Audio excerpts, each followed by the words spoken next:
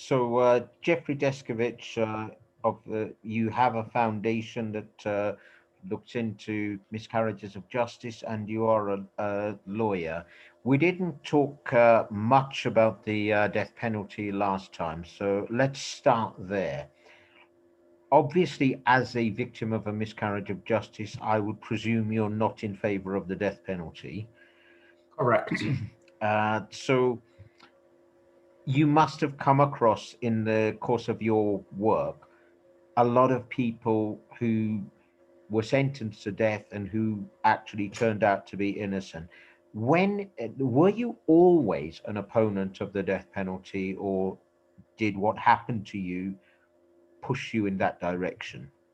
What happened to me pushed me in that direction. Again, keeping in mind that I was arrested when I was 16, and I lost a trial and was imprisoned at age Mhm. 17. So up until those points, the time of my life, I didn't really think much of the death penalty. I mean, I did come across the case of Ted Bundy just through the media coverage. But as a youngster, though, at 16 and earlier, I never really thought about, the morality or lack of morality or what the pros and cons were. And I had no real views on it. I even wasn't really aware that some people were for it and some people were against. But there's a lot of factors that play into my mind in terms of the death penalty. I mean, uh, so one of the things that makes a murder case a capital versus a non-capital case is if there's a community outrage, if there's an underlying felony with a murder often or a rape, and both of those factors were present in the murder and rape that I was wrongfully convicted of. So if New York had a death penalty, and then I was just a couple of years older, then the crime I was wrongfully convicted of would have been a capital eligible crime. So, my appeals were over, as we went over early in the interview. They were over within 11 years, and I wasn't exonerated until age 16. So, I wouldn't have been alive to have been exonerated. So that's definitely one of part of my rationale. But there's a lot of different reasons I'm against the death penalty. But I don't know if you want me to just let you get some questions in, or should I explain? Oh, Or you carry on. I'll ask you some questions in due course. okay, all right. So but while the innocence argument really has been how the tide has turned against the death penalty, that's really been what advocates are winning with. It is by no means the only argument against the death penalty. I would say a clear-cut secondary factor in the successful fight against the death penalty has been the murder victim family members being against the death penalty. So, I mean, I've met some of them, and some of them say that the increased publicity around capital cases every time there's an appeal, it rips the scab wounds off and it causes them to relive everything instead of, trying to put things behind them to the extent that you can when there's a murdered family member who's no longer with you. So that's another part of the rationale. I also think that killing people who kill in order to show that killing is wrong is backwards. I Mhm. do feel that there's like a moral argument as well that the death penalty it lowers society down to the level of the offender. It is there's an economic argument. So, for example, in New York from 1995 to 2004, New York had the death penalty, and $200 million was spent on the death penalty system, and nobody was executed. So, I mean, the money could have went to crime prevention, social programs, other uses. So it is expensive, even though people instinctually think, well, why should we pay money to feed them, clothe them, give them medical attention? Why not just execute them and be done with it? Well, it'd be cheaper. I've heard some pro-death penalty people use that line of rationale, but actually that's not correct because it is a more extensive proposition. Another thing is that the death penalty is kind of arbitrary. So the decision to seek the death penalty or not seek the death penalty is a decision that the district attorney makes.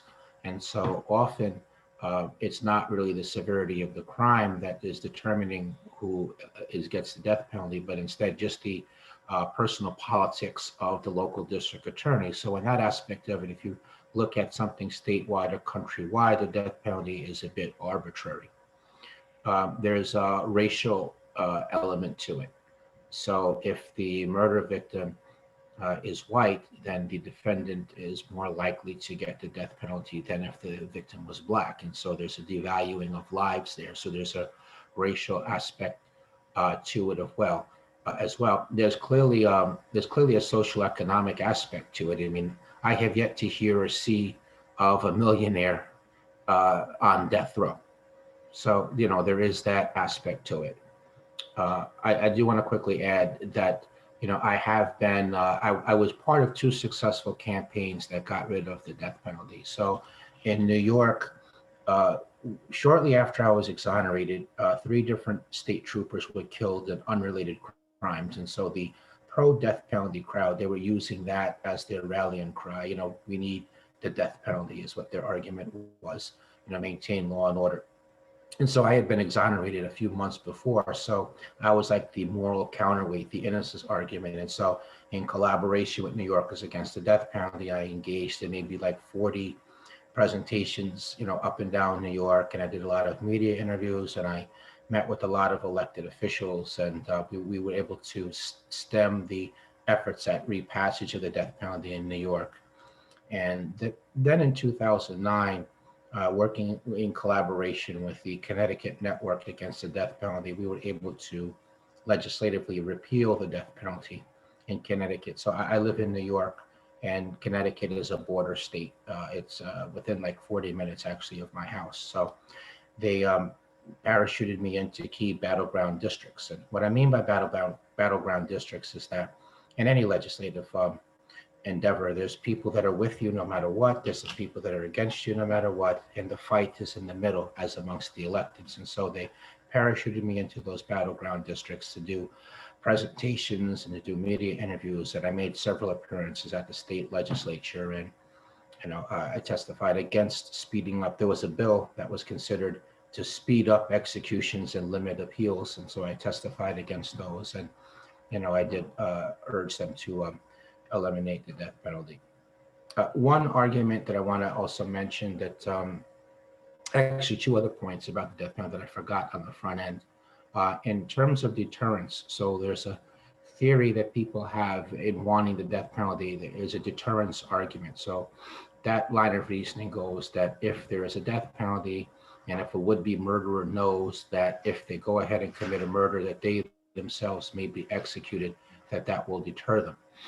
That's a fallacy. In fact, some of the states that have the highest murder rates also have capital punishment. And the last thing is there's another effect of the death penalty. It's referred to as brutalization. And what that means is that when a state carries out an execution, there's typically a spike in murders that happened afterwards. So you actually get the opposite effect. In relation to your point about deterrence, there's an absolutely fatal flaw with the deterrence argument, and it is this: it only works if you think you're going to get caught. How do you actually deter somebody who doesn't think they're going to get caught? The death penalty or any penalty doesn't really come into it. It's fear of detection that is the real deterrent.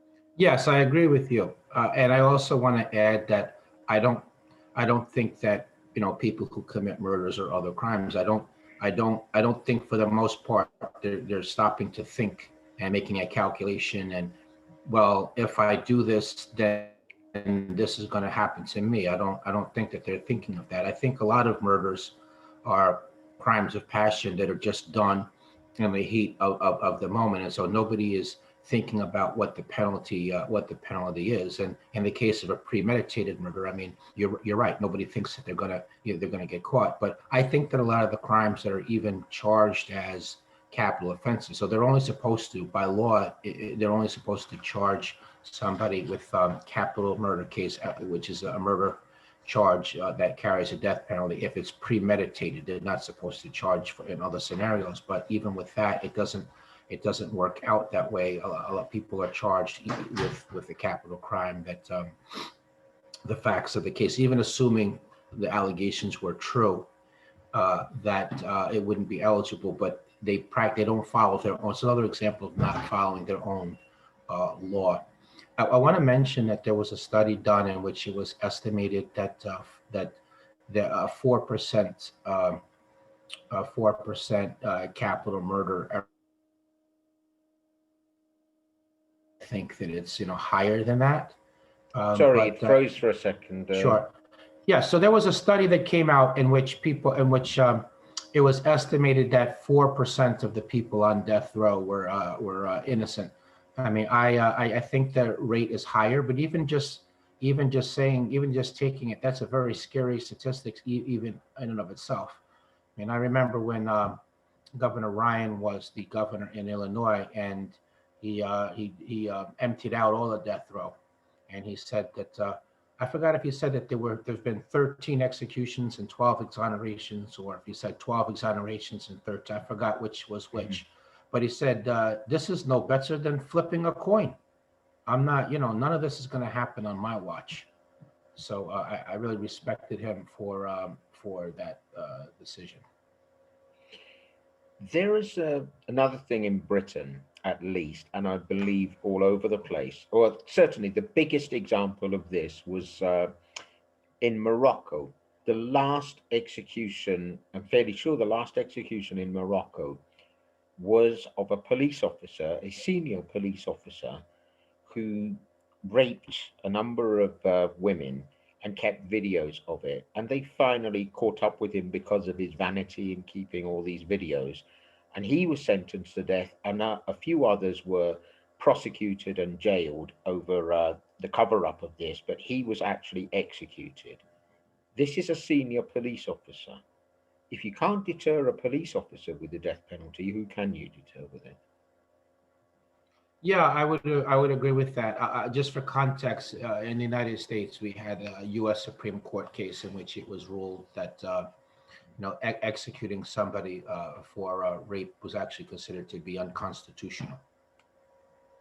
The point I was making was No, I know about deterrence. No, I agree with you. No, I agree with you. Yeah, no, that's an excellent example. If you can't deter even police officers, then you could then you're not going to deter anybody. You're not going to deter the criminal. I agree with you completely on that. So there are other examples on the event that the discussions that we're going to be hosting later this month. One of the speakers wrote a book, Hanged for the Word If. This is about the case of a man called Mahmoud Matan, and he was the last person to be executed in Cardiff prison. Immediately after the execution, it was the governor said the execution went off without a hitch. In the publicity that followed, people said, well, there was a hitch, and it was a very big one. He was innocent. Right. That's the ultimate hitch. I mean, a wrongful conviction is, is a calamity. It's an unmitigated calamity, but that's just amplified so many more times if it's an execution. I mean, at least somebody like me, for example, at least I could be released and live out whatever life that I have left to live. What are you going to do? Are you going to dig up the executed person then if you discover they're innocent? There's no undoing it at all. In this particular case, we had a system where if somebody was dead and they wanted to fight, or their family wanted to fight the conviction, what tended to happen was they would fight, they would eventually win if they did, and they would be given a royal pardon. And this is under the prerogative of mercy. But I was always looking at this and thinking, what a damn cheek, pardoning somebody when they're actually innocent. What are you pardoning them for? It should be the other way around. They should be getting, you should be begging their pardon, not this way around. The Matan case is very, very important because it is the first time a posthumous appeal was heard. And his conviction was actually quashed by the Court of Appeal 46 years after he was executed. Wow. Oh my God. Wow. You know, I just want to mention also another aspect of the death penalty that people don't think about, the conditions on death row. I mean, as I Mhm. understand it, it's the same thing like being in solitary confinement. You know, the property is limited. They don't go to, they're barely let out of their cell. It's not a normal recreational schedule. It's like maybe like an hour out. They're not participating in any kind of educational or vocational programs beyond recognition, beyond the recreational aspects of it. And just the pressure of having death hanging over your head. I mean, I was very moved personally when I saw the movie Just Mercy with by Brian Stevenson, and talking about the Terry McMillan case, and also other person that was exonerated there. But I can't imagine just the impact on being on death row and seeing people that you know that are fellow prisoners, and then and they're being led away. When they're being led away to their death. In the U.S., we're not supposed to execute people with mental health issues, but it happens. It happens sometimes. I remember when Ricky Ray Rector from Arkansas was, he was executed in Arkansas, and Bill Clinton was the governor, and he was in the middle of his presidential run. And he was given, he had like a slice of pie as the dessert for his last meal, and he left the pie in his cell to eat when he came back, not realizing that he was not going to come back. And President Clinton did not stop the execution, and so he was executed. The name of the other exonerated person on death row in Just Mercy was Ray Hinton. I've met him in person. There was in the United States in the 1940s, a 14-year-old boy was arrested, railroaded for the murder of two young girls, which is highly unlikely that he could have done that on his own anyway. And his family were basically chased away and prevented from attending the trial. The trial was so fast, if you blinked, you missed it. And 70 years after he was the youngest person ever judicially murdered, I'm not going to say executed, this was judicial murder, uh, he was exonerated in a unsatisfactory manner because a lot of the documentation had disappeared, and it wasn't possible to say more than nobody should have been executed after a trial like this.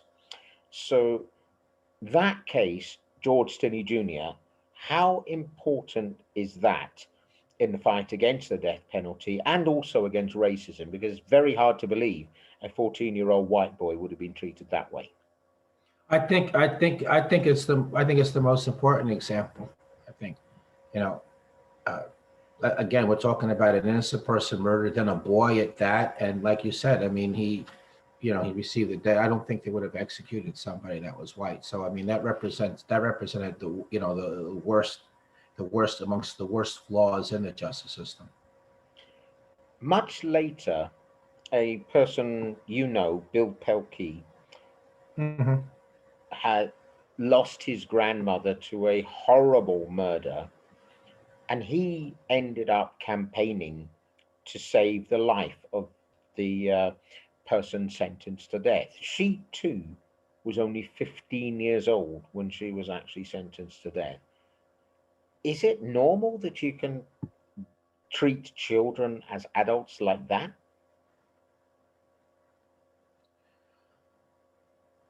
Well, there has been that problem of charging the idea of charging people, charging juveniles as adults for like certain crimes like murder and rape. I mean, that's been an issue in the U.S. There has been some recognition of that. Some of the states have raised the age, but not enough. But listen, I think plainly, just plainly stated, I mean, the minds, the brains are not fully formed of people who are young. They're much more spontaneous. They're more susceptible to peer pressure. They don't think things out fully. So these are all arguments, against charging kids as adults. There's a very, very, very famous miscarriage of justice, the Central Park Five. Didn't Yes. result in a murder, but they were railroaded as they were children, basically, as well at the time. And a certain politician took out an ad basically trying to get the death penalty back and using that case to get it. Eventually, the real perpetrator confessed to it, was proven by DNA testing to have committed this crime on his own, but that politician still would not accept that he was completely wrong, that he was advocating for the death of five black children, or well, I say black, non white, who were clearly innocent. And even to this day, he still won't accept it and he still won't apologize to it. What do you have to say about the Central Park Five case and also the conduct of that particular politician? And obviously, we both know who this is talking about.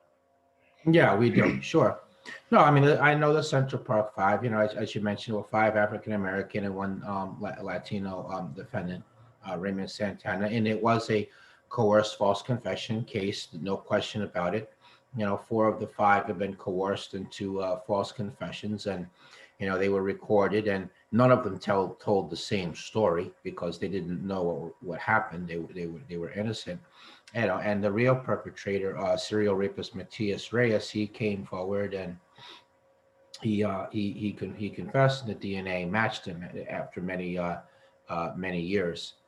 But even after they were exonerated. So firstly, let me say that the police department at the time then and even now, a lot of them still say that they were guilty, that they always thought that there was a sixth person involved that had been unapprehended. So they tried to maintain that the Central Park Five were guilty and not innocent. And that the idea that a serial rapist, would be working in collaboration with these five young kids. I mean, if it wasn't so tragic, it would be laughable.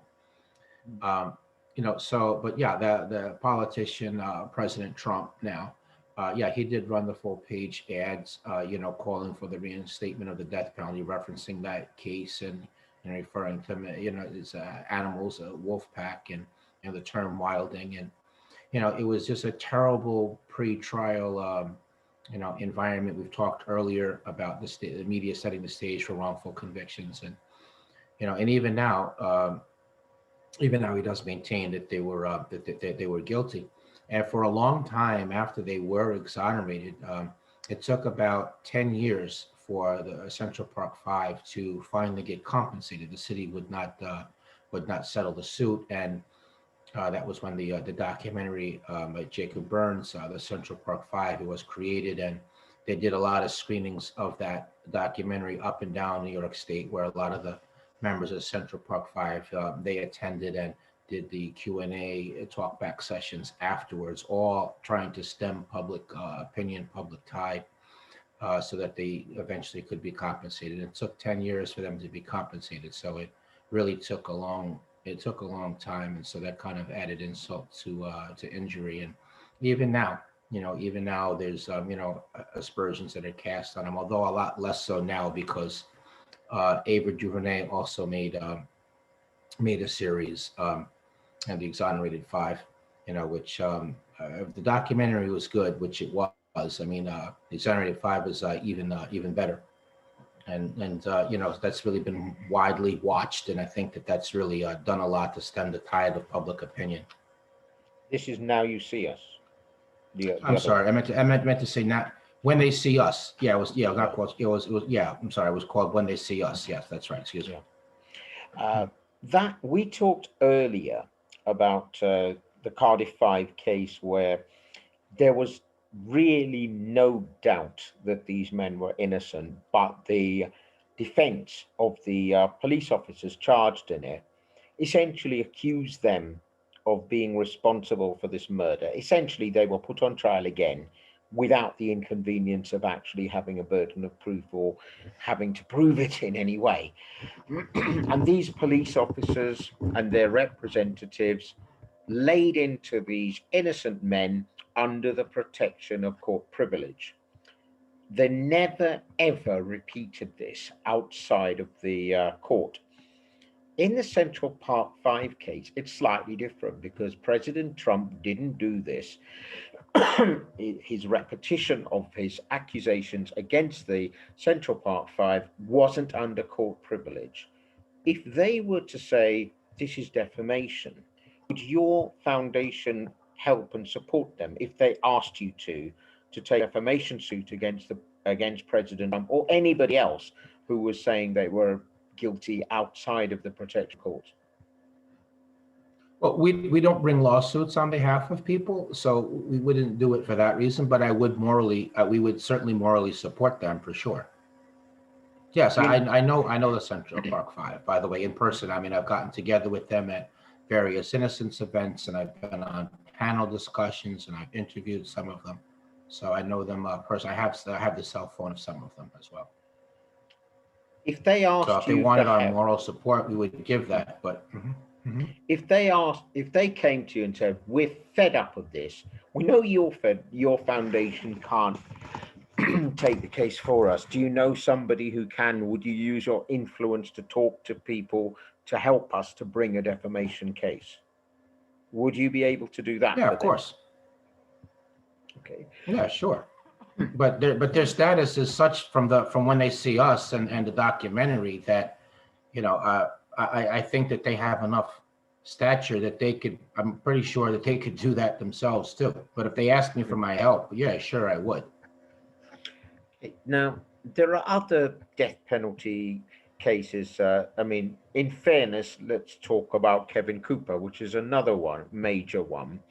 Mhm. Only this time, the person who didn't do their job properly was the then prosecutor who now says that she regrets this, i.e., Kamala Harris. Mhm. What do you say about Kevin Cooper's case and her involvement in it? Yeah, I say that it's a travesty that Kevin Cooper still has not as yet gotten the DNA testing. I don't understand what the holdup is. He should have gotten the testing as soon as he asked for it. He should have gotten the testing even without having to ask for it. And for me, Kamala Harris apologizing for it now that she's decided to run for president, and when she was a candidate and now she's on the ticket as a vice president candidate. Too little, too late. You should have done that a long time ago. It just seems like it's just convenient for the moment. But there's other cases where her office prosecuted the wrong, they wrongfully convicted 4 people and they fought compensation cases on technical grounds. Kevin Cooper's case we mentioned. She looked the other way when there was, the snitch scandal, where the police were there, where there was informants in the jails, and they were talking to represented prisoners who were in jail, who had cases, and then reporting information back, which is a violation of the right to counsel. So there was that. There was that scandal as well. There was problems in a lab in California, which her office was aware of, and again, she didn't take any. She didn't take any action. At one time, she voiced the concern that she didn't want prisoners to be released. That the California needed them instead to continue to fight fires. So there was that record. On top of that, at one time, a Californian court had declared the death penalty to be unconstitutional, and her office appealed that verdict, that decision rather, and got the death penalty reinstated. So in that aspect of it, everybody that has been executed in California since then, some portion of moral blame, I think justifiably lays at her feet. Have you ever heard of a person by the name of Gennady Mikhailov? No, I have not. He's the worst serial killer Belarus ever produced. At least 37 people were killed by him. He Jesus. is known as, at various points, he was called the Patriot of Vitebsk. And he was a, a police officer of sorts. Wasn't like he wasn't a police officer as such. He was part of the investigations. You had in this particular investigation of by him, he was actually investigating his own crimes. Oh my God, that's really bizarre. So he was obviously able to point the others in the wrong direction. Eventually, he was caught. And one of the worst things about this particular case is there were at least four separate miscarriages of justice, which subsequently turned out to have been committed by him. One of these, at least, was executed for his crime.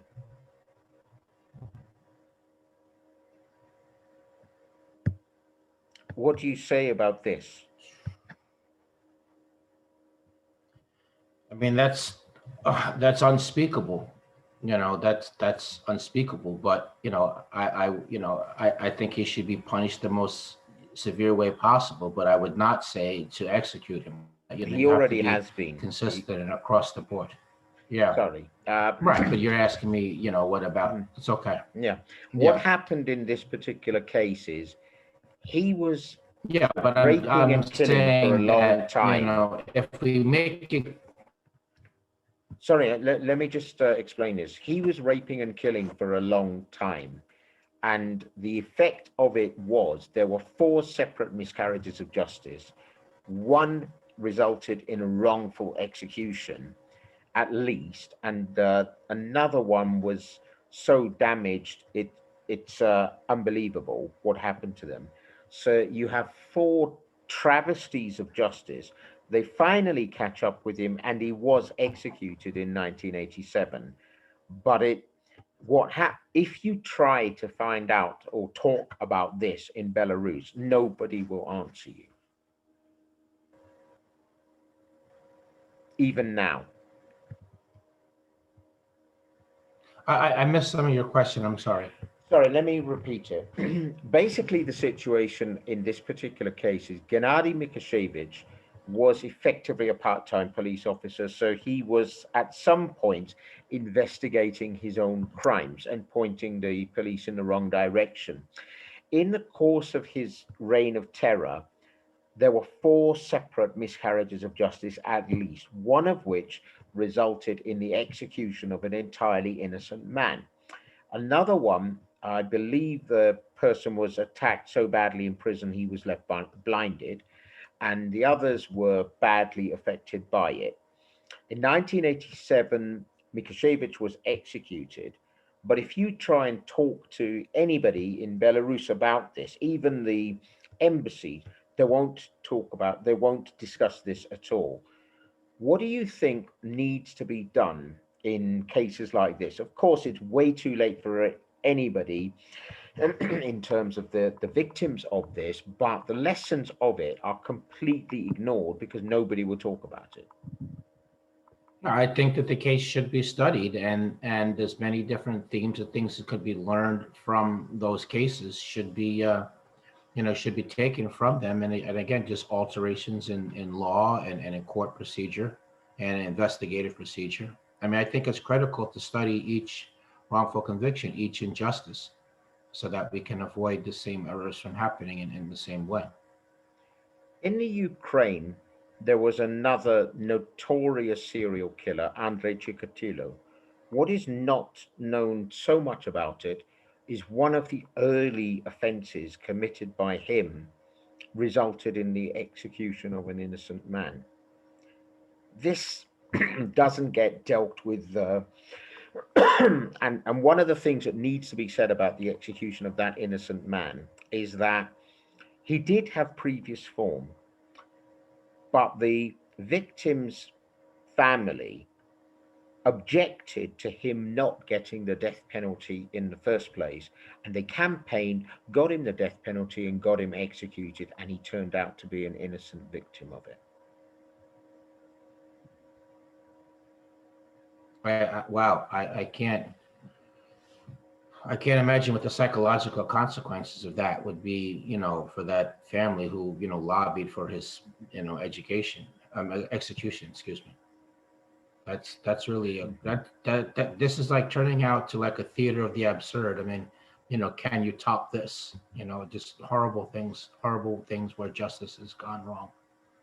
Well, this is partly why I mentioned this before, that there seems to be a number of cases like this throughout the world. You also have the notorious 10 Rillington Place with where Timothy Evans is executed for the rape and murder of his wife and his baby daughter. Everybody knows whoever who that the killer did both, and it turns out that the star prosecution witness was a former part time policeman and supposedly respectable person who turned out to be one of the most depraved serial killers in British history, John Reginald Halliday Christie. You have other examples like this all over the place. It seems like there are a number of cases where you have people sentenced to death, some even executed, and it turns out the real perpetrator is a serial killer. Yeah, yeah, exactly. And if the police had, if the authorities had done their job the right way, then the serial killer could have been caught before additional people were killed. There's a couple like that in the United States. I won't go into any great details of it. We'll have a discussion about that another time. But the point I'm sort of trying to make is you have a situation where you have the death penalty and it ends up taking not just a couple of lives, but you have innocent lives of the wrongly accused being taken, and you have a number of innocent victims being killed because a serial killer is still on the loose. Yeah, yeah, you're right. Like I said, it's definitely a public safety issue for sure. So, have you had any cases of death penalty cases that you have fought and with your foundation, and hopefully you managed to overturn it? But we have not. But before I had the foundation, I was an individual advocate, and I worked with the. There was a big campaign to which resulted in Kenneth Foster's execution being averted. So that was before the foundation. I was an individual advocate, and there was worldwide attention and a lot of events happening in the United States, including in New York. And people reached out to me and they asked me if I would be willing to speak at one of his events, and the idea being that the publicity and name recognition that I have would help him get some additional, would help him get some additional media attention, and it did get some additional media attention, and we got Texas governor in Texas, which is a murder machine in the U.S. The board voted to commute his death sentence, and he was and also. They voted for that, and the governor, Rick Perry, who's a Republican in favor of the death penalty, they commuted his sentence the day he was supposed to be executed. It's no, victims of murders, especially horrible murders, tend to understandably be very, very angry, react emotionally, and want revenge stroke justice, and they see it as the death penalty.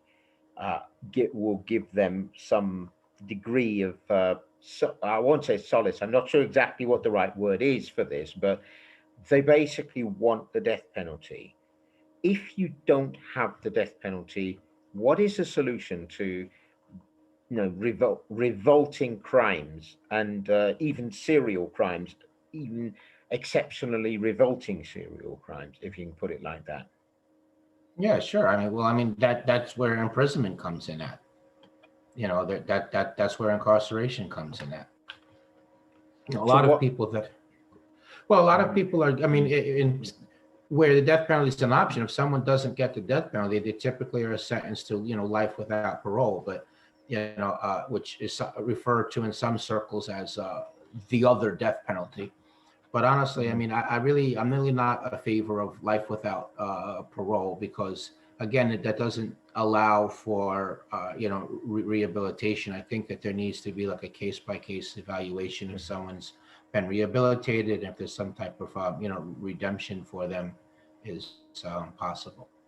Okay, well, let's take a couple of examples we've already mentioned. Andrei Chikatilo killed over 50 people. Gennady Mikhailov killed over 30 people. Is there really any prospect of rehabilitating people like that? Yeah, I would say very little to none. I mean, those are kind of like really extreme examples. I mean, because you're talking about so many people, 30 and Mhm. 50. I mean, that would be kind of a stretch, but maybe if it was less than that. But look, I wouldn't categorize. I mean, look, if it was up to me and I was a person supposed to be determining that, I mean, they would have to do an awful lot for me to think that that was even a possibility. But then it's not really even about rehabilitation anymore. At that point, it just would be a matter of straight public safety. Hmm.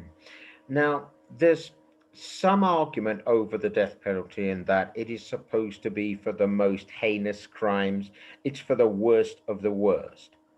And you look at it, and on paper, that's not a bad argument. But then when you look at it in practice, you have people like Gary Ridgway, the Green River killer. He killed over 50 people, and they didn't sentence him to death. Now, if you don't sentence Ridgway to death, how can any death penalty be justified in comparison to that? Right, you cannot be. I agree with your point completely. And that ties into arbitrariness, as well. So yeah, I don't believe the death penalty really can be administered fairly. And I want to just mention another thing is that a lot of times the district attorney and the prosecutors, they use death penalty cases and the sensationalism around them as a Mhm. stepping stone, just either to get reelected or to move up to they have aspirations of higher political office. So those political considerations enter the picture as well. Another reason why I'm not in favor of the death penalty. Another thing in the Ridgway case was there were a number of victims everybody knew were linked to the Green River killer, but they never found the bodies. So they ended up at Ridgway's mercy because he was the only one who could tell them where the bodies were. And he used that to say, you have to take the death penalty off the table or I won't tell you. And the end result is a number of the victims' families whose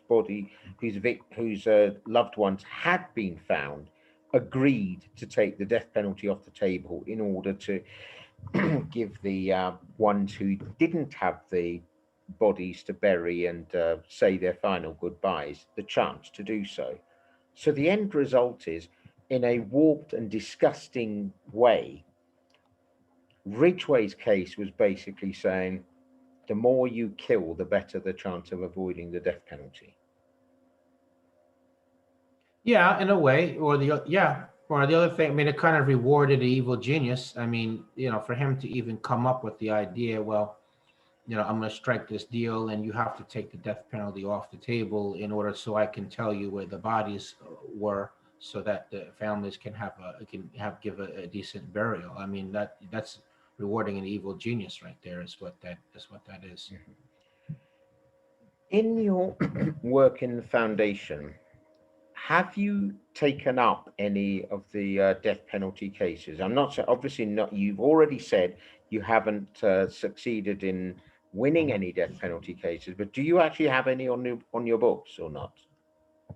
No, no, no, we do not. People do apply to us for death row, but I mean, there's a number of reasons why not. Because first of all, I mean, death penalty case is very complex, and that's an entirely different skill set. Just the mitigation and different things surrounding somebody's case that way. But also, it's that they don't have the death penalty in New York, which is where we limit our, except for the DNA cases, which we do national. For the most part, the non-DNA cases that we do, we stick with New York because it's very expensive to run a non-DNA investigation out of state. So for that reason, no, we don't have any death penalty cases. Just people have applied, but just in their desperation. But when we do come across letters, we quickly answer them and explain to them that we're not able to take their case, that they should continue to look for help elsewhere. What kind of But again, if we got enough public support, if we got enough public support to open an office in a state that had the death penalty, and we were able to staff it adequately with attorneys and investigators and paralegals, we definitely would do that for sure. But that's just not what our reality is right now. you were the victim of a miscarriage of justice, you then decided that you were going to turn the tables, you were going to study law, and you were going to help other people that you left behind as a lawyer. Why? What exactly pushed you in that direction? Why did you decide you had to become a lawyer yourself and not just leave it in the hands of established lawyers? Did you catch that, or do you Because need I me to got tired of it. I got tired of sitting in the. No, could you please repeat the full question? Okay, the full question was that you were the victim of a miscarriage of justice. Unlike many victims of miscarriages of justice, you not only decided you were going to help and you were going to put your your own funding into it, but you were actually going to become a lawyer and fight these cases. Why did you decide that it wasn't enough to hire the best lawyers in New York to fight these cases, but that you yourself had to be part of the legal process in overturning it? Why did you need to be a lawyer to do this as well? Because I felt that was the next level up. I didn't feel like I was on the same level as the attorneys that when we had a staff attorney and we exonerated one of our clients, or in other cases where we've gotten people out, and the lawyer had collaborated with the foundation, and I worked on it with them. But I didn't feel like in the courtroom like I was on. I didn't feel I just having to sit in the audience. I didn't feel like I was on the same level as the attorneys. And I feel like that's the holy grail, is to be able to exonerate somebody yourself as an attorney. And that was why I decided to become an attorney. Did you not feel that the lawyers you had instructed to represent these clients were good enough to do the job themselves, and that it wasn't necessary for you to actually get up there as a lawyer and fight the case yourself, but you either had the choice of leaving it in the hands of those lawyers, or you wanted to fight it yourself? No, I did feel that they were adequate for sure. I mean, they've won cases before. They worked with me in the foundation, and we've won cases together. So definitely, I definitely felt that they were adequate. But you know, Mhm. I didn't want to feel. I did not. I Part of it was I did not want to feel less than what the lawyers were. I didn't want to feel like I was less than them. I wanted to be exactly on the same level as them. And then again, like I said, I think that, being an attorney and representing someone who's innocent, I mean, and seeing them come out, I mean, that's as high as it gets. And Mhm. that's the uppermost level of excellence, I think, in the field. Have you been a lead lawyer for any of your foundation's clients yet? No, not yet. Not yet. How long before that happens? I think maybe 10 months to a year, just because we have about 11 cases in the pipeline right now that are at various stages of exoneration. And I thought I would get started second seating the lawyers, entering the cases, and doing something, but not being the lead. So I would do that for the initial set that is active, and then after that, then I would be the lead lawyer. So, have you second seated yet? uh, no, not yet. There's a case coming up on December 9th where I will second seat. I was invited to second seat. And how long do you think you need to learn your trade by second seating before you're ready to take the lead seat? Honestly, I feel like I could do that right now, to be honest to you. Mm. I mean, I went through all I had the seven appeals, and then, I was a litigant on the civil side. So, you know, I've done lots of instruction in front of attorneys, in front of judges, in front of prosecutors. I feel like I could do it. I could do it right now. But I mean, do I want to do that, or do I want to finish the cases that are already in the pipeline? I mean, what's the better move is what that comes down to. The Innocence Project all over the country tends to insist that they need DNA evidence before they will take a case and fight it. There are some cases which are miscarriages of justice, but you're not going to find the DNA. Or, like, I mean, to give you a very good example, we get in Britain a lot that when you ask where's the, where are the samples, the police say we don't have them anymore. And a lot of the time, people just accept this. And then years later, it actually turns up at the forensic science laboratory. Was never returned. And then they tested this, and then they found the DNA exonerated totally the accused person, and also pointed to in the direction of the real perpetrator. Do you find that happens in the United States as well? I mean, have you come across this, where you've been told there is no DNA, there is no samples, there's nothing to test, and then suddenly there is? Yeah, sure.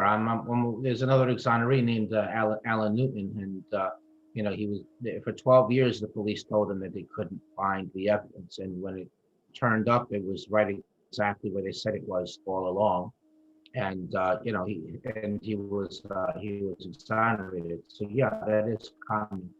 I want to go back partly to the last question you asked me. I just want to say this though. You mentioned, why did I want to be a lawyer? Were the other lawyers not adequate? Well, I want to say this though. I haven't experienced this with the particular attorneys I've worked with, but I have seen it generally across the board that I feel like the lawyers get too chummy with the prosecutor, or they start talking about things in such a pie in the sky, nose in the air.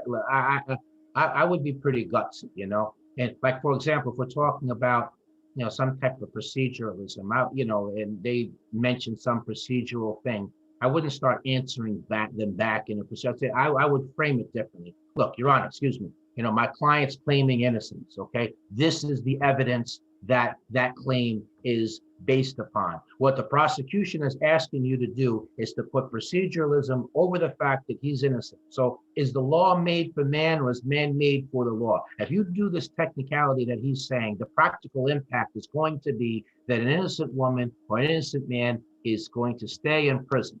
Is that the ruling that you're willing to make at this time, Your Honor? Because that's what ruling the way they're asking you to do, that's the net impact of that. So I don't believe any lawyer is going to be passionate like that. I don't believe they're going to put it in the judge's face quite like that, and I would, and I wanted to be able to, do that. Look, we're not buddies. We don't drink on the weekend. Your wife doesn't know mine. We're not golf buddies. I could care less if you get angry with me. I'm there for one thing and one thing only, okay, to try to exonerate my innocent client. That's it. So I wanted to be able to express myself that way in the courtroom, and without becoming a lawyer, that would be impossible.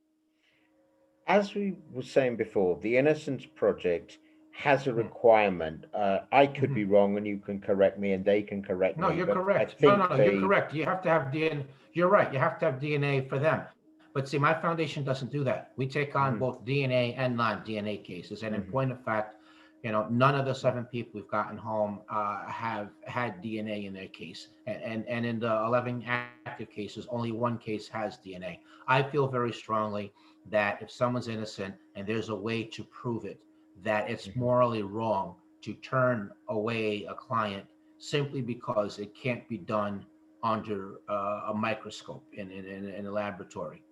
Mhm. So I feel very strong. I mean, to me, innocence is innocence, and however you can You can exonerate somebody. That's what should be done, and that's why the foundation, exists rather than just my joining some pre-existing organization that's just DNA only. You mentioned before when we were talking about the death penalty, there's the other death penalty, meaning life without parole. Yes. What do you see as the alternative to this? Because I take your point that if you are actually sending somebody to prison for the rest of their life, it actually is a death penalty. It's just a very, very, very slow one. Right. I would say after 15 or 20 years or some increment that their case could be looked at again and they could be evaluated Mhm. in terms of rehabilitation, and then periodic increments after that. Maybe every 2 years, every year, something like that. There could be a system that way. How would you deal with a perpetrator who commits an absolutely horrendous sexually motivated homicide? And obviously it's being investigated, but they can't get anywhere near this perpetrator because he has no history of mental illness. He's never been incarcerated. There is no criminal conviction whatsoever. He has gone from apparently completely law abiding to one of the most nasty murders of its type in the history of that community. And then, equally bizarrely, he goes quiet again. The bloodlust, supposedly unleashed, suddenly stops. There's no further crimes, not even a parking offence again. Then later, there's a minor offence which doesn't lead to imprisonment, and then he goes quiet again for 11 years. And then he's found out for the sexually motivated homicide. What sentence should a person like that receive? How many victims did you say? How many did you say? Just the one that you What number? know about, but Hmm. it's a particularly sadistic crime in that there's over 50 stab wounds and half of them are to the breast area. It is basically clearly a sexually motivated homicide. Oh, I think maybe like a 20-year prison sentence, something like that. I mean, I don't think you can sentence people to based upon thinking that they've committed more crimes than what you've caught them for. Mhm. So let me just say that part of it. I would say maybe like 20. I would say like maybe like 20 years would be maybe like a sentence minimum, and then Mhm. a consideration after that. Okay, this is the real point of what I'm sort of saying about this. How on earth could you predict a killer like that? Well, you can't. I mean, the whole thing. I mean, well, why stop there though? I mean, do you want to predict whether or not a drug dealer is going to return to selling drugs upon No, no, I'm reentry? I'm You not want to? talking about No, I'm just particularly the going by like crime. analogy. Oh, okay, Sorry, okay. I'm not talking about whether this person is going to have committed more crimes or would commit more crimes. What I'm Hmm. actually saying is that you have this uh, way of investigating offender profiling or whatever you want to call it, behavioral analysis, whatever the situation. My point is, you look at the fact of this murder, i.e., horrendous, over 50 stab wounds, sexually motivated. How on earth could you predict a person who would do that would not have so much as a parking offence against him? No, it's impossible. It's impossible to predict that. But this is the problem. That's what happened. We Hmm. now know in this particular case, this perpetrator did not even have a parking offence. Well, And my point with this is, what does that say about offender profiling? no, it's really a junk science. Honestly, it's not scientific at all. It just masquerades as scientific, but it's not. It's not really an accurate. It's not. It's not a science. It's not really much of an accurate predictor of anything. In terms of the uh, clients that you represent, how do you keep on top of developments in sort of forensic sciences? For example, like even just 10 years ago, within DNA testing, it's completely different to what it is now. What you can actually do today, you couldn't even dream of doing just 10 years ago. So, do you keep, when you're looking at cases, or even not looking at cases, but in general, do you keep on top of the developments of within forensic sciences? I do to the extent that I can. Sure. Yes. Yes, I do. I try to keep because I never know where that may open up a route to Mm. potential exoneration in a case that was previously closed. So I do try to keep on top of that. Yes. One of the issues with US justice is you have 50 states, you have different jurisdictions, you have different laws within the states, and then you have federal law on top of all of that.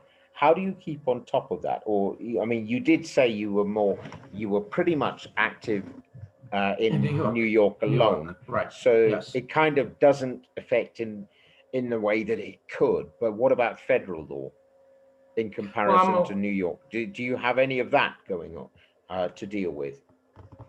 well, we do because to the extent that when you when issues are argued, you're arguing. Say, when issues are argued, you would incorporate not just state law but federal law, just in order to argue, like in a Mhm, constitutional context. So, in the case of say a false mhm. confession, I mean, you're going to not just argue the confession is false and point out the different characteristics, but you're also going to use case law, and you're also going to reference, the state constitution, but also the U.S. Constitution. So you would cite cases and amendments that way. So I have to deal with it to that extent. But it would be a lot for somebody, anybody, to be admitted to practice law and Yeah, all it's 50 breaking up states. It quite a would be bit. a lot, like you're saying. I'm sorry, that answer broke up quite a bit.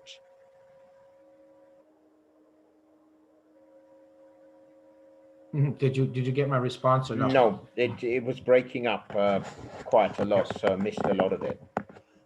Okay, so what I was saying is that I do have to deal with I do have to deal with federal law in the sense of, when you argue, say if I do have to like cite constitutional amendments, and so if I'm arguing, say that a confession is coerced and false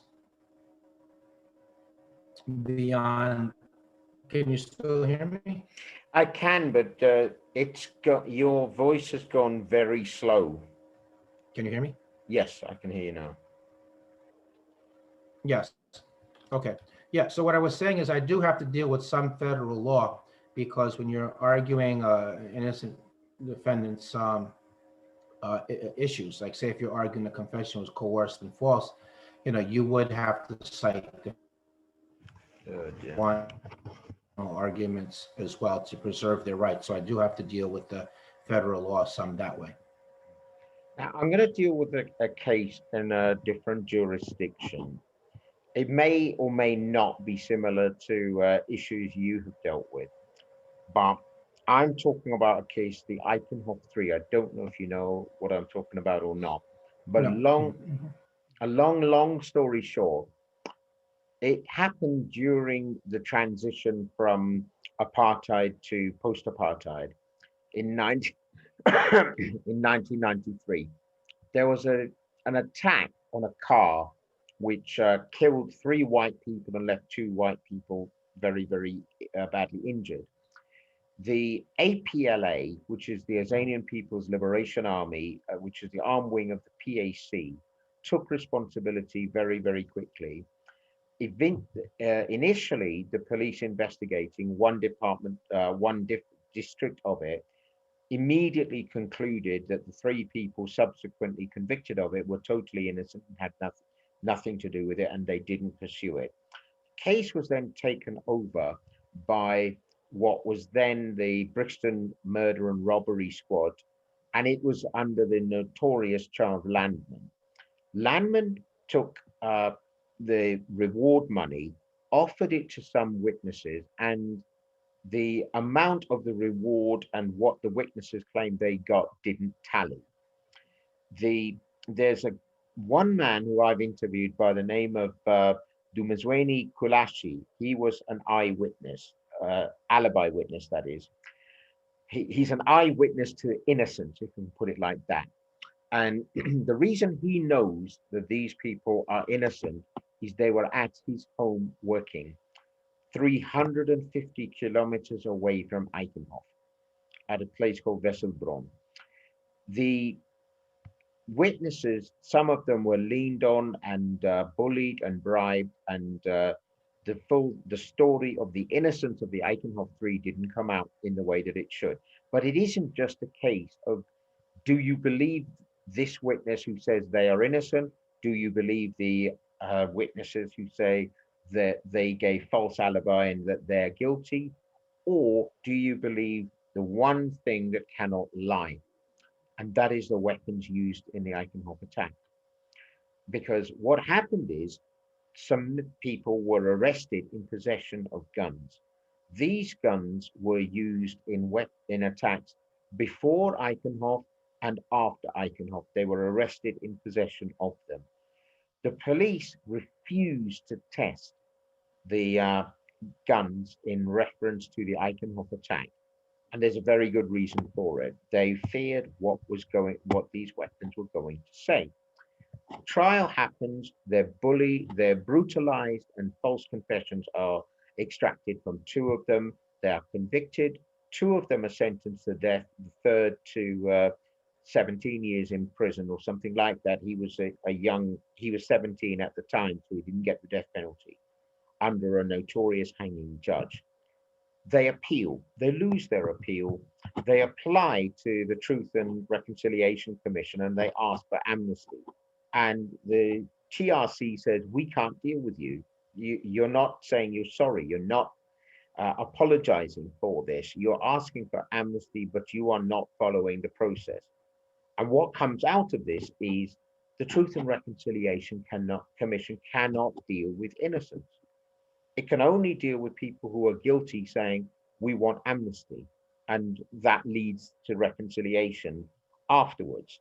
What happens in this particular one is slightly bizarre because the commander of the Eichenhof attack was arrested in possession of these weapons. And he says, I want amnesty not just for the offenses I was tried and convicted of. I want amnesty for Eichenhof as well because I ordered it. And the system at the time said, this is just a lie. This guy's just using, he's making a mockery of the system.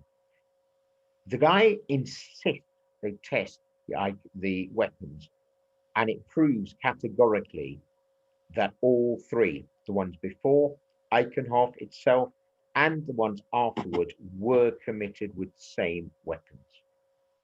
And this is basically the point.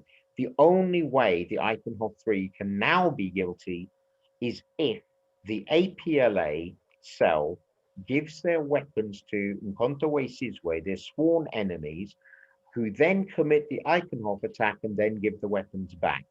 If you say this in South Africa, people will laugh their heads off at you because if they know about the struggle against apartheid. Because if you had APLA and MK meeting each other, they're more likely to kill each other than share their weapons. This is basically common knowledge in South Africa. So the only two possibilities are, one, you have this extraordinary cooperation between APLA and MK, or the other is it clearly all three were committed by APLA, which is what they say. How would you react to a situation like that, where you basically have absolutely incontrovertible evidence of innocence from the things that cannot lie because they're not human to lie? I mean, just you would present the evidence in court. I mean, I would do a lot of publicity around it. I would present the evidence in court, but I mean, it's a lot of times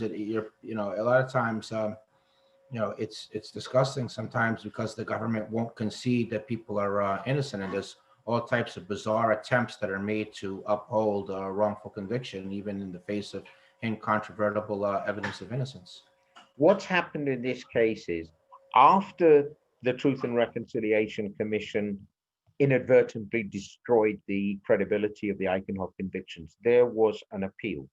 Again, this time they won their appeal, a retrial was ordered, but it's never happened. They've essentially been freed, and this thing is kind of over, but it isn't quite over because they haven't received an apology for it. They haven't received the exoneration that they're really due, and it hasn't been. And the key point with this is that the methods used, I mean, you won't get the level of racism that happened in that particular case because, you know, apartheid's gone. It isn't going to be about that anymore. But the legal principles that allowed the Eichenhoff injustice are still on the statute books in South Africa. Wow, wow, that's, so they need to change those, they need to change those laws. So, you know, they need to change those laws, or someone else could get caught up with that. I mean, I need to make it very, very clear that when they did this, it was under the apartheid system and it was absolutely racist. There was a plan, and the plan was to discredit the ANC in the negotiations with the National Party. That isn't going to happen again because apartheid is gone. But they still have identification evidence without the safeguards that maybe there should be. They still have uncorroborated confessions uh, and pressure put on people. They still have rewards for witnesses and things like that. So essentially, even though it was all about racism, and it isn't going to be again, the actual way they secured the conviction, the laws that allowed them to secure these convictions, they still exist. And you have a rather absurd situation in that you still do not have jury trial in South Africa. The original reason for it was thought that you couldn't get a fair trial under apartheid. So you had a better chance of getting a fair trial with a judge. And it's still the same today. They still do not have jury trial. Yeah, well, again, I think the same, you know, the same flaws in receiving evidence that you mentioned in terms of identification, in terms of confession, you know, again, those laws should be modified in order to build safeguards, because, you know, while the motivation, as you mentioned, you know, wouldn't be, you know, apartheid and the overt racism, but still, though, allowing flawed methods of evidence to come in with, you know, could sets the stage for other people to be wrongfully convicted.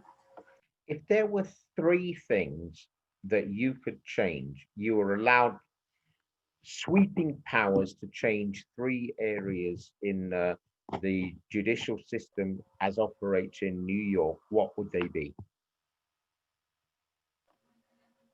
Uh, that would be that uh, uh, when there's clear-cut intentional prosecutorial misconduct, then the prosecutor would be subject to criminal penalties, the same length of incarceration as the person who was victimized by it. That would be the same amount of time that they, at least it would be the same amount of time, maybe a few years on top of that. So that would be one thing. So criminalization of clear-cut intentional prosecutorial misconduct with stiff penalties, no slap on the wrist. That would be one thing. Second thing would be even complete equalization of budget, manpower, and experts between the public defenders and the district attorney's office. So I think having both sides with equal budget, equal pay, and access to the same amount of experts and manpower, that would even the playing field. That would be a second thing. And I think a third thing would be, I mean, it's hard. There's two competing ideas in my head. You could say So, both of them. You're going to have four then. okay, thank you. Okay, so one of them would be would be having a jury made up of wrongful conviction experts that were well aware of all the flaws in signs, in false confessions, misidentification, lying informants, junk science, forensic fraud, all of that. So that would be one thing. Are you saying the So whole jury or just some should no, I would have say that? the whole. I would say the whole. I would say the whole jury. Okay. That, and then another thing would be that there would be a way of the court the courts would expedite like claims of actual innocence and newly discovered evidence. It wouldn't take 2 and 3 years and all these delays. The court would deal with those cases as quickly as possible. And I'm going to sneak in a fifth thing here, Satish, Go is ahead. that this maddening obsession with proceduralism, over substance of justice, that would be done away with. So to give an example, I would not have lost in my case in federal court because my petition arrived 4 days late. I would not have lost based upon that. That case would have been won or lost based on the merits of the arguments. Like I was arguing my innocence based on the DNA. I was arguing that the confession was coerced and false, and therefore was against my Fifth Amendment. The case would have turned on a ruling on those claims. It would not have been decided on that procedural basis. Uh, I've had arguments with victims of miscarriages of justice because one of their strong arguments is it could happen to you. Now, Mm-hmm. yeah, it could, but the likelihood of it actually happening is very, very, very small. And if you are trying to convince ordinary people why they should care about the possibility of becoming a victim of a miscarriage of justice compared to funding the hospital that is going to treat their elderly parents, or the getting to the better school to give their children a better chance in life, it's never going to compete. So, but my argument with this is if you try to tell them financially it's going to affect, it affects them in blah blah blah way, it doesn't. But if you tell them actually it affects you indirectly, the reason it affects you indirectly is you mentioned earlier, there were 4% of criminal convictions which are miscarriages of justice. You could also add to that, there are some cases which are at trial that where acquittals have happened and the case is basically it's left in limbo as if nothing's happened. Those resources, they're gone. You're not going to get them back again. And the end result is if you multiply that over a year, you're actually talking about quite a large amount of money. And that's your taxes. It's gone. That means the hospital that you wanted for your parents, the school you want for your children, you can't pay for it. And this is one of the reasons you can't pay for it. So while it doesn't affect you and you're not going to think about it because you don't believe it's going to happen to you, indirectly, it does affect you because the resources to provide for the things that you care about, they don't exist. And this is part of the reason you don't have those resources. So if you put it to them that I don't expect you to believe that you are going to be a victim of a miscarriage of justice, yes, it's possible. But the bigger and more likely thing that is going to affect you is your taxes are paying for for these miscarriages of justice, and that is how it affects you.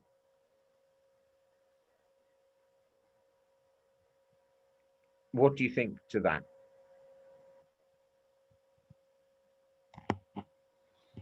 Yeah, I think that that argument would appeal to some people. Sure, perhaps it would be appeal more than the argument it could happen to you.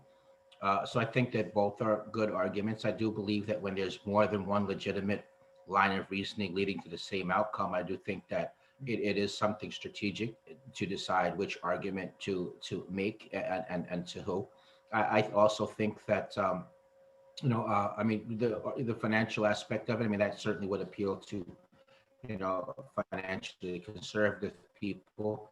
The other argument is false accusation as a public safety issue. I think that that holds weight. I think the crime victim community have a tremendous amount of potential when you're able to harness them and work with them and collaborate with them and bring them into the fold, to where, they recognize that people who are wrongfully convicted, they're all on the same side. You're all victims, just in different ways. I think, they have strong voices. And again, you look at the advocacy, like say Jennifer Thompson or Michelle Malin, other victims, that's a very powerful voice to add to the repertoire. So people who are working on fixing injustices in other countries, I think that there's a role for lawyers. There's a role for exonerees. There's definitely a role for crime victims. There's a role for people doing policy work. And if you can add that, add all those people together, working together, I think that is a better way of accomplishing the goal. I mean, that's the same thing that, and if you're able to get, say, a progressive district attorney or prosecutor or police officer, I mean, that's adding those voices in. I mean, so for example, the Innocence Project with Barry Scheck, I've been at press conferences collaborating with them, and in which they one time we did a press conference in Albany, which is New York State's capital, and he had a police chief of another state come and speak at the press conference in favor of best practices in terms of identification. So when you can pitch the tent big and bring in unusual partners, I mean, it's more effective. I think working in coalition, as large as you can make it, and just narrow down to one or two issues. You can't eat everything at once. You have to take small bites. But if you keep doing it that way, you'll get more done over the long term. So I think that those things are key. And my work in the It Could Happen to You coalition, which the foundation is part of, we've been able to pass some laws that, working in coalition like that across the state. And now we have other chapters. I just want to mention, since we have spent significant time in this interview talking about the death penalty, we are actively working on repealing the death penalty in California. That is one of our policy objectives. Is there anything else you'd like to add? I would just like to add that, for the people watching, think about getting involved. I mean, in whatever way you can. If it's doing a little bit of work on the side, if it's making a modest donation, if it's doing a podcast or writing an article or learning more about it and then sharing that in conversation, all those levels count. There's people who make careers out of this. It's obviously being an attorney is one route. That's certainly not the only way. There's a lot of doing innocence work. A lot of different disciplines and careers can be had doing innocence work. For example, just being a researcher, or being a paralegal, or being an investigator, or within the context of nonprofit organizations doing this work, there's room for people who do social media, or who do grant writing, or who do fundraising. So all those different disciplines, there's investigative reporting, where, like Peter Shellum, for example, investigative journalist, he was like a one-man innocence organization. He exonerated 5 people in all the non-DNA cases, by the way. And, let me make the point that, in the National Register of Exonerations, there's actually 4 times the amount of non-DNA exoneration cases than there are exoneration cases. So, the non-DNA cases can be won. There's, as far as the media, while it's important when someone is exonerated for there to be a lot of media attention, so it can turn into a learning moment. And the same in terms of like follow-up, where are they now type of things, chronicling, different stages in exoneree lives as they're trying to put their lives back together. That's all important. At the same time, when the media help is critical, is when the injustice is still afoot, when someone's fighting for justice. That's when it's all needed. That's when it makes the That's when it's the most impactful. So, so in cases like that, and looking into cases, doing publicity around them, when legislatures and governments and are thinking about changes in laws, giving coverage to that and coverage to deficiencies, and writing op-eds. That's part of the work we see now with new media has given bigger platform for people whose voices ordinarily wouldn't get heard. I mean, things like writing blogs or even doing podcasts. I mean, the case Adnan Syed from Serial, the Serial podcast. I mean, he's only has a shot because the extreme amount of publicity that podcast was able to bring. You and I know about Stephen Avery and Brendan Dassey from Making a Murderer, but we only know about that because there was a docuseries made. So that's an example of people not in the legal profession who are making meaningful contributions in the innocence world, joining advisory boards or being a board member to an organization. If you're in the corporate world, your organization engages in corporate philanthropy. That's thinking about doing innocence work. So those are other ways of getting involved. Even just voting people in and out of office, people who are in favor of criminal justice reform, wrongful conviction work. These are the people we need to elect, regardless of political party. And people that are in the way of progress. That's who we need to vote out, and it's critical to vote. And too many of us don't. And another big point, and I'll close with this, is it really gets my goat. It really gets my goat. Uh, People get out of jury duty. They can't be bothered to put some time of their life aside to serve as a jury member. And so what happens is the pool gets smaller, and the people that end up serving on juries are people who are not going to scrutinize the prosecution's case all that much. So we need people to stop getting out of jury duty. That's probably the highest calling of civic duty beyond voting, and really put the prosecution to their burden of proof. Really put them to their burden. If they don't prove it beyond a reason, you vote not guilty. Now, on the other hand, if they do prove it beyond a reasonable doubt, then look, no one's advocating for criminals to get away with crime. Then you convict. But that's the situation. And even just having a political career, working as a staffer, working as an elected official, yourself.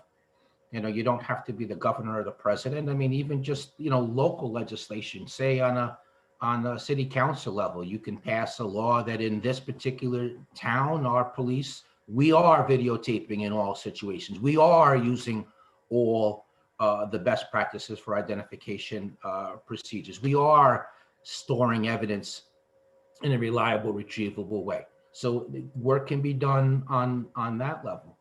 But we need everybody, we need all hands on deck. And we don't have that right now. People who are celebrities or athletes, they can use their public platform to draw attention to these issues. And listen, man, rather than take a knee, why don't you donate some of your time? Why don't you pick an organization that's doing justice reform work? Why don't you make a contribution of that big salary that you make? Why don't you encourage your fan base to do the same? Why don't you introduce 4 or 5 best people in your network to that organization and meet with some of the elected officials, just all as a sideline, continue your career. That's what's impressive, not you're going to make some symbol on Sunday and that's as far as it goes. No, the real measure of commitment, where's your money at? Where's your time at?